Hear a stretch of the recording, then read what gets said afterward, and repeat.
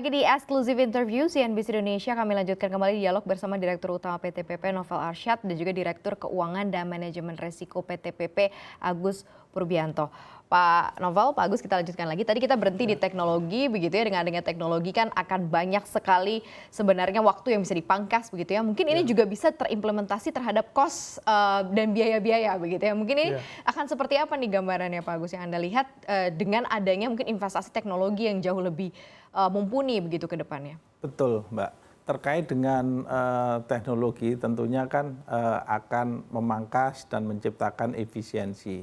Nah, tentunya kita akan menjadi lebih kompetitif, khususnya bagaimana kita menggrab proyek-proyek baru sehingga akan meningkatkan daya saing kita di market.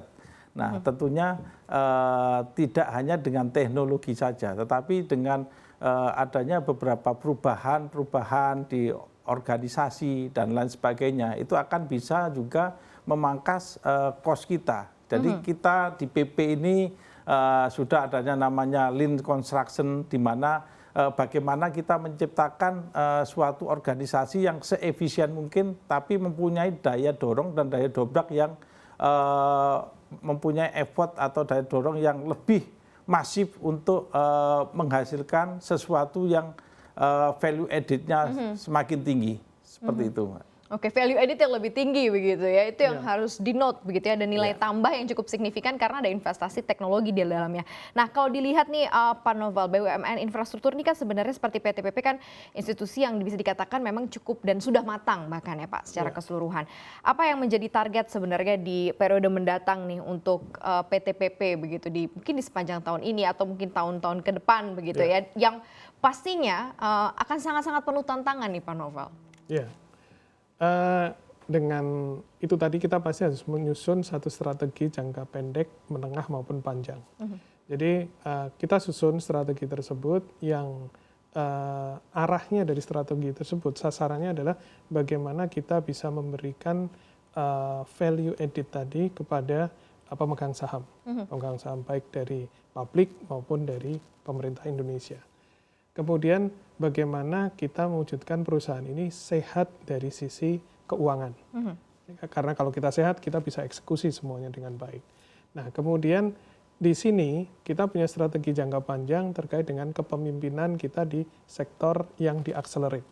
Nah, perlu saya sampaikan, kita punya strategi dari sisi konstruksi, properti dan non-properti maupun dari subsidiaries. Nah, strategi kita di sisi konstruksi itu sudah ada semacam cluster champion yang ditetapkan oleh Kementerian BUMN, di mana kita ini punya cluster champion di area seaport, kemudian juga power yang terkait dengan renewable, dan tentunya kita juga punya kekuatan sebenarnya di airport. Nah, area ini akan kita accelerate. Kita accelerate ke depan sampai 5 tahun ke depan. Dan tentunya ada KPI di masing-masing tahun tadi. Sehingga di tahun 2025 ini posisi kita sudah terlihat CAGR-nya seperti apa nanti. Kemudian di sektor yang harus kita maintain adalah kekuatan kita di area gedung, di area infrastruktur, ini tetap kita harus maintain karena kita punya kapabilitas di situ. Dan mana-mana juga sektor yang kita harus melakukan manajemen risiko lebih detail. Sehingga jangan sampai kita masuk ke pasar yang salah. Sehingga tetap pasar-pasar itu bisa menghasilkan revenue yang menguntungkan buat kita. Kemudian di area properti, seperti diketahui nih sekarang, properti sangat berat. Dengan kondisi pandemik ini tadi. Kita melakukan langkah-langkah, kita scale down dan mungkin turn around untuk melakukan satu strategi yang berbeda terhadap properti yang ada. Kemudian di non-properti kita melakukan evaluasi kembali. Nah, terus di subsidiaries, kita menata juga, jangan sampai perusahaan anak ini tidak tertata dan link dengan induknya. Sehingga semua program yang ada di anak ini pasti akan link dengan induknya, bisa sebagai supporting, maupun dia memang bisa menjadi profit center yang akan mensupport induknya. Nah, hal semacam inilah yang menjadi planning kita dalam 5 tahun ke depan ini dari 2020 sampai 2025, sehingga harapan kita di tahun 2025 tadi itu sudah CAGR yang akan muncul, yang akan naik dari sisi revenue kurang lebih 16%. 16%. Ya, kemudian untuk yang di area net income kita juga naik sekitar kurang lebih 13%. dan juga dari sisi capex. Nah, ini turunannya pasti ke angka-angka semua. Angka benar. Ya, benar. inilah yang menjadi juga tuntutan pemegang saham untuk kita bisa muncul, dan tadi itu kondisi keuangan yang sehat inilah yang akan bisa mensupport kerja kita. Dan tadi seperti disampaikan oleh Pak Agus, bahwa kondisi keuangan kita cukup baik untuk bisa mengeksekusi pekerjaan-pekerjaan tersebut. Inilah yang, dan tentunya semua itu akan didukung oleh kekuatan SDM kita, bagaimana GCG kita, bagaimana kita punya operation excellent, sehingga apa yang ditargetkan di atas itu akan tercapai. Nah, mungkin itu. Nah, seperti apa nih Pak Agus dengan apa yang tadi disampaikan oleh Pak Novel ya? Pasti kan sudah ada perhitungan-perhitungannya juga, apalagi tadi menuju CAGR 16% di 2025, benar ya Pak Novel ya? 2025. Ini akan seperti apa? Mungkin on the detail ya, angka nih pasti ada di Pak Agus nih. Seperti apa nih Pak gambarannya Pak?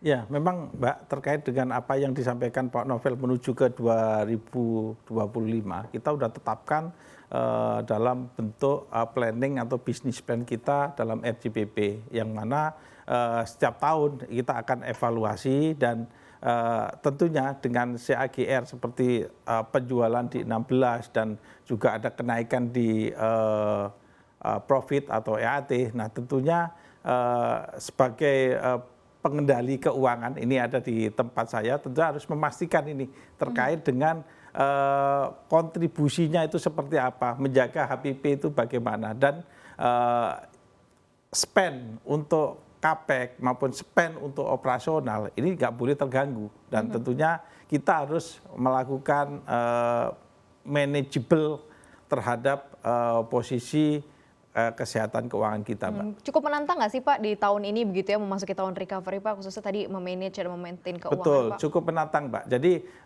kalau kita lihat memang yang dialami PP ini juga dialami oleh BUMN karya yang lainnya, Mbak, terkait dengan rasio dari hutang ini yang memang udah cukup tinggi. Nah, salah satu program kami adalah bagaimana untuk deleveraging, jadi melakukan penurunan hutang secara bertahap, yang mana kalau kita ngomong rasio hutang, memang di PP ini secara overall rasionya masih batas manageable, di mana covenant yang disyaratkan oleh kreditor itu masih oke. Sangat menjawab sekali ya Pak Novel dan juga Pak Agus. Pak Novel, strategi transformasi inovasi dari PTPP akan seperti apa di tengah kondisi saat ini sampai dengan ke depan nanti akan seperti apa, dan bagaimanakah juga PTPP melihat kontribusi perusahaan terhadap ekonomi dan juga sosial ya di lingkungan selama ini PTPP beroperasi?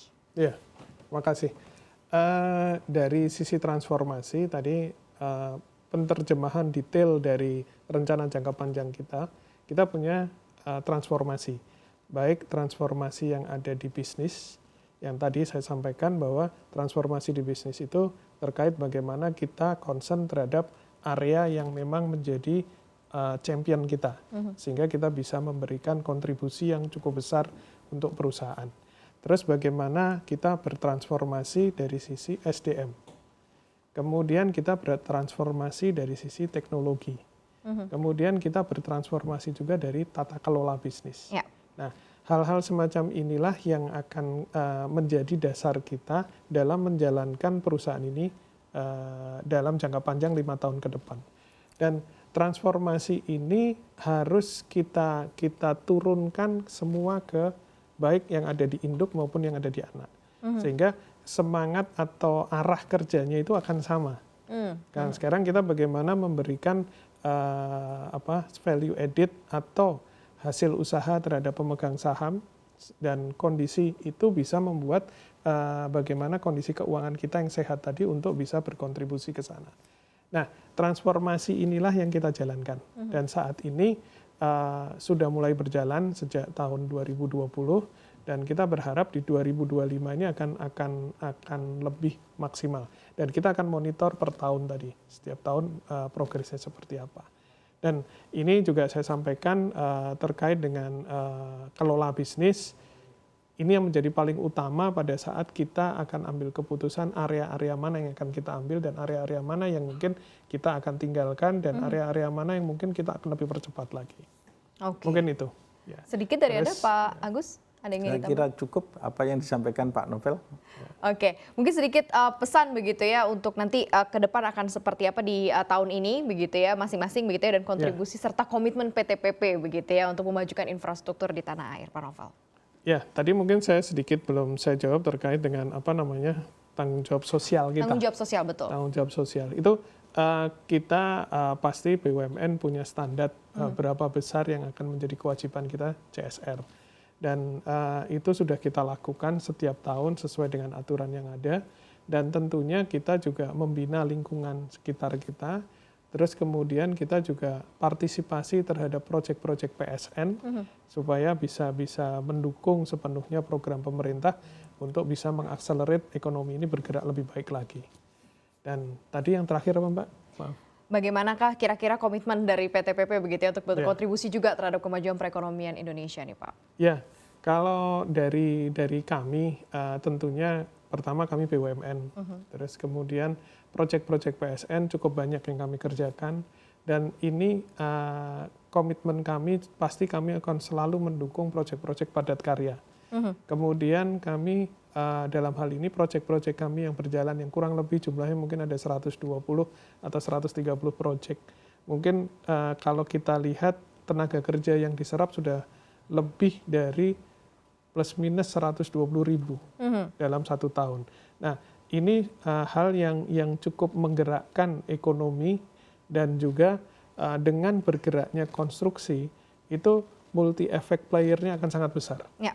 Karena begitu kita bergerak, material-material yang ada itu harus diproduksi oleh pabrik. Pabrik ada tenaga kerja yang harus mengerjakan di situ. Tenaga kerja ini punya keluarga, sehingga multi effect player-nya sangat luar biasa. Sehingga saya berharap juga di tahun ini recovery benar-benar berjalan, sehingga konstruksi ini bisa lebih maksimal, yang tentunya dengan konstruksi berjalan lebih cepat, ini akan memberikan multi effect player yang sangat luar biasa bagi ekonomi di Indonesia.